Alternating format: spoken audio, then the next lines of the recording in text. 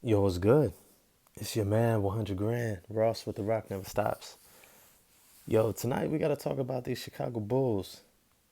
I had done a video just earlier today, just right before the game, and I said the Bulls defense was going to give them a chance to beat the Milwaukee Bucks. And I'm not quite sure if it was the defense that won them this game, because I think both teams actually shot the ball really well. But the Bulls pulled it out. The Bulls pulled it out. DeMar DeRozan had himself one hell of a game. Like one hell of a game. 41 points, 7 rebounds, 4 assists, a steal, 2 blocks, 50, practically 52% from the field. I mean, this is one of those games that that reminded everybody of when he was an MVP candidate, right? These are one of those games where you just go, oh, okay, he's one of those guys.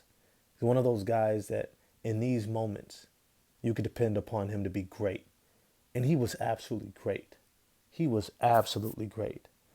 Something I'm also seeing with the Chicago Bulls team, and it's something that I think a lot of these teams are figuring out in these playoffs is you just got to go back to what you know.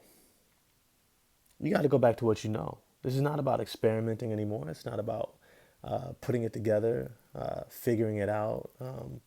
This is about going back to who you know that you are. And if you've seen anything, if you notice, Nikola Vucevic has become the number 2 option on this Chicago Bulls team. It's DeRozan, and then it's Vucevic, and then it's LaVine. And I think that this has allowed this team to really optimize what they do offensively because Vucevic has been here before. Vucevic has led a team to the playoffs for multiple years. This is Zach LaVine's first run. And DeMar DeRozan is trying to show him the ropes, show him how it's done, how to pick and choose your spots, stay aggressive, know what types of shots will be available to you and what type of shots won't. And Zach LaVine seems to be following suit. And I actually think that when they get to Chicago, I think you're going to see really just the whole team play on a whole other energetic level. I think you're going to see the young guys, Kobe White, Ayo Dosunmu, they're going to come alive. They're going to have a new energy. They're going to be great in transition. Defensively, they're going to be making a lot of plays. Patrick Williams, hopefully, is able to get that much more comfortable shooting from the three-point line, shooting from those corner threes. And I think it's going to be one of those games where it's like, okay, Chicago might have an opportunity to win this series. To be honest, I think for Milwaukee to have a chance to win, and it's crazy to think that I'm saying have a chance to win this series, but they just lost game 2 at home. Chris Middleton just hurt his knee. I think he's going to be back. I think they might take it cautious with him, but I think he's going to be back. But they just dropped a home game in the first round of the playoffs against a team that was the number 1 seed when they were playing their brand of basketball. And so for Milwaukee, you definitely have to take a sense of urgency that if you don't get one of these next 2 games, I don't know if you come out of this series. Which, if you follow the NBA, repeating is extremely hard to do. Many teams who win a championship one year end up falling short in the playoffs the very next year because it's really hard. The NBA waits for nobody. Teams get better. They reposition themselves to be able to beat you. And that's what most of the league has done. And even though Giannis has gotten a whole lot better, unfortunately, I haven't seen Drew Holiday, Chris Middleton take a gigantic leap. And I know that they're in a stage in their careers where they're, in their prime and they pretty much are who they are. But Giannis needs more help. I mean, Giannis is putting in together these Herculean efforts, and I don't want to make this video about the Milwaukee Bucks, but he's putting in these Herculean efforts just to see guys like Drew Holiday brick a couple of open threes down the stretch. You know, let me get back to the Bulls. Because I think that this game is really more about them. What they did tonight was absolutely applaudable. Like, they played together. They trusted one another. They made great plays. Alex Caruso is like, oh my goodness, every coach's wet dream of a guy who just makes all the right plays. And if he had hit one of those last couple of threes, this game wouldn't have even been as close as it was down the stretch.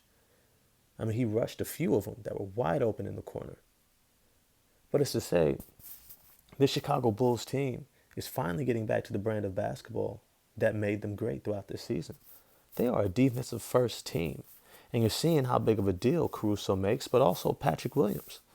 His return in combination with Alex Caruso has really elevated the starting lineup's ability to defend multiple positions, being able to switch, being able to help out and recover, make proper rotations, communicate well defensively, have more length and size, and rebound at a high level. I mean, this team is putting it together.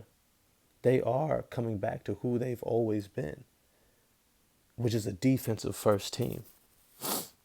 And now that they go back to Chicago for the next two games, hopefully we get an opportunity to see these young guys step up even more.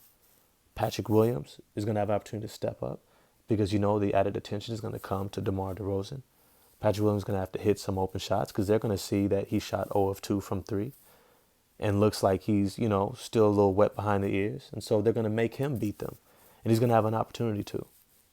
Kobe White, Ayo Dosunmu are going to have to do some more work off the bench.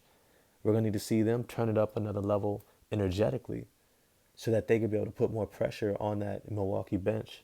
Because I don't think Milwaukee's bench is anywhere near as talented as Chicago's is. Between Javon Carter, Grayson Allen, Pat Connaughton, I don't think they're better than Kobe White. I don't think that they're better than Ayo Dosunmu, but they might be more experienced. They lost Bobby Portis tonight. You know, hopefully he's okay. But it's to say that if he's not, this bench is going to be greatly lacking. Greatly lacking. And hopefully that's something that Billy Donovan can exploit with his young guys off the bench. Hopefully he just kind of turns them loose like the Golden State Warriors used to do when they would bring in their bench squad just to run nonstop, added pressure, double teams, traps, crashing the offensive glass, making it hard on starters and making coaches have to decide if they're going to keep their starters in just to be able to maintain. But I want to know what you guys think. What do you guys think this ceiling is for the Chicago Bulls? You think they could win these next two in Chicago? Or do you see Giannis take it up to that MVP level and be able to reclaim one of these games? Let me know what you think. If you like this video, smash the like button for me. Hit subscribe and the bell for notifications. And I will see y'all later. Peace.